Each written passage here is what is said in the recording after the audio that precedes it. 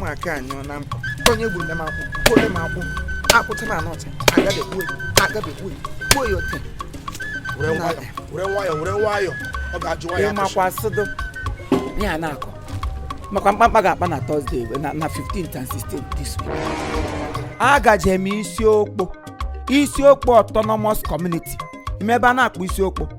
isiokpo na ide atọ nọt dị na ọlụ anyị nga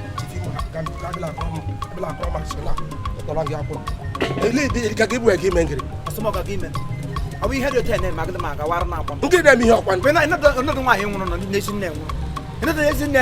Ezinne Angelina Ọgbajara Duroma nwụrụ. Nwaanyị obiọma, nwaanyị na-ada achụ ụka,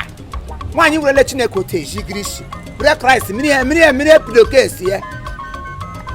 Angelina nwụọ ọ dị na mma oribere na ole esi na ụmụ ya kpatara ego ka nwaanyị bido beribe ni nwaanyị gị gbabiri nwụọ.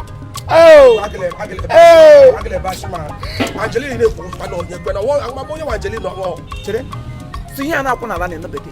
nwoke na-akpọ mmiri motos moto na ana ede mmiri moto ọ bụ nwa ya nwoke Chief Judu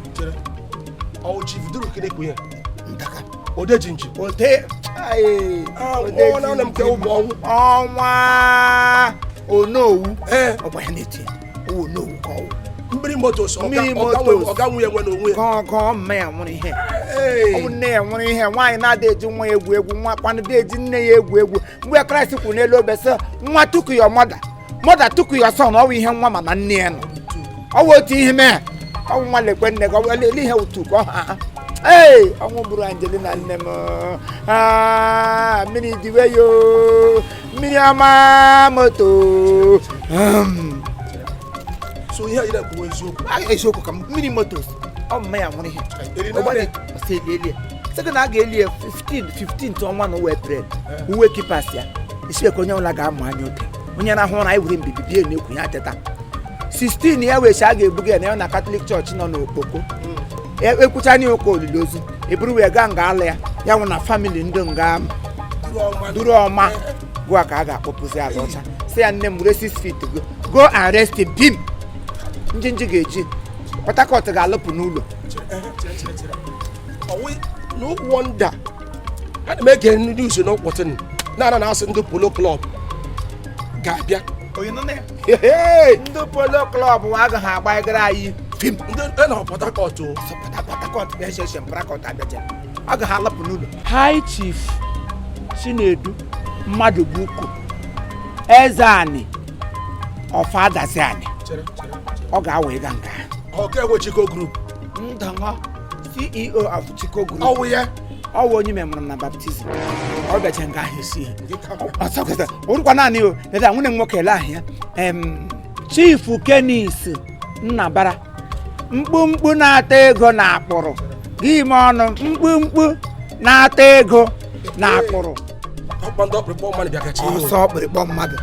kachasị isi ahụ ndị kara aka na mmadụ the CEO of Mackenzie Global ọ bụ onye mụrụ m na marriage onye m na-agbaga onye m kpọrọ ahịa ya na mkpukpu na-ata ego ka ya mụrụ m na marriage n'abalị esiwe ọ ga-ezo m ka mmiri n'ahụ na chi ma ya sote m ka mmiri nsị mmiri moto mmiri ama ya mmiri moto ama na moto ya ma chi nwunye m nwoke nke mpam toro na nwaanyị nwa ya nwoke ya wụ Chief Engineer Eze-Ifedi Uchenna Geb ume ụka eje amasị atụ 1 n'aka ọkwa dike eji aga mba aha ya wụ mmiri ọṅụṅụ eto nwoke afọ ote nwoke na-apụta gị mara na nwoke na-ebe gị hụ na nwoke na-ebecha ihe awụ nwa nwanne mma m ka onye ewu ha bịagacha nga ahụ isi ụmụnne m ka ị ga-asị ụmụnne m agwụla n'ụlọ akwụla ebe ịkpọ big man ya dị ka ndị dị far away ndị awụ ụmụnne m the whole kindred anyị wụ family cousin m na nephews m ha ncha anyị na-esi ogacha nga ahụ anyị gwụla n'ụlọ a na-ekwu onye ke ele aha nwoke nwunye m nwoke ketụrụ m no direct my uncle ya wụ ketụrụ m direct kpọmkwem ya wụ Nze Jude Chima ibe agwa ụmụnna nwezu akụ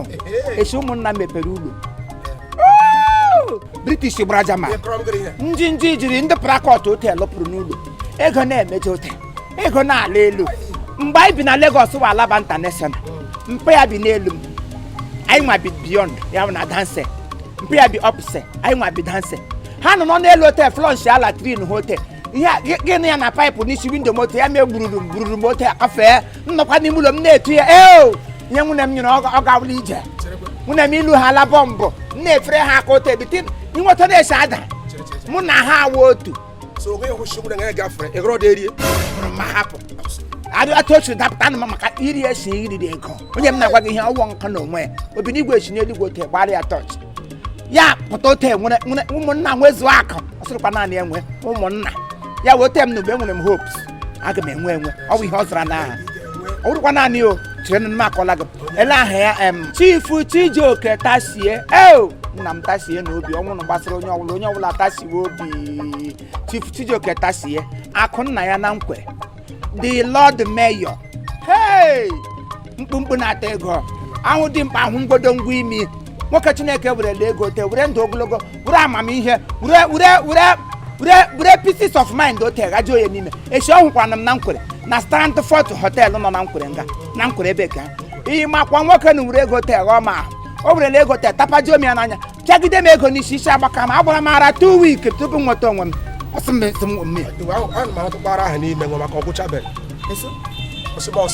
ara ha na ma ahụtụkwa ya n'ime maka ọgwụbere abụ mana enwere m chere eje esi ndị niile kpọchi ya ụmụnne ndị a niile ewu families and friends anyị kemgbe ikpeazụ na mpe ya lụlo m mụ na onwe m lokwe n'ahịa nwa wụta sie ka m lụrụ direct atụmeche mgbe m nwụọ na mmelu esi m n'ụwa na ndụ ụgbọala lulo na ị na-amadụ onye lụlogo na ndị lụlogo ndị ahụ ọnọcha ndị nwụrụ anwụ nwa otu nwa e nwere m patiklasi n'ime Johnny na anyị gaje ihe m ga-eri ngụ esiwe ri m ga-ekwe na ịnyesi ote m nyọ ebe Chioma Jizọs ga-abịakwa nwaanyị na-agụzi egwu chọọchị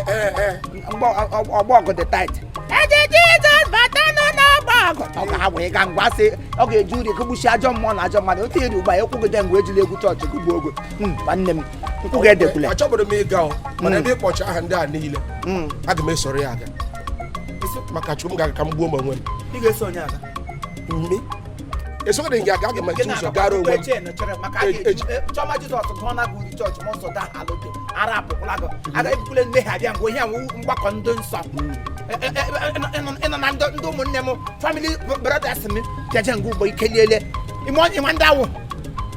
ndị na-akpọkọ family brothers ịnọ ga na-eghe nkwụ enyekwere ha aka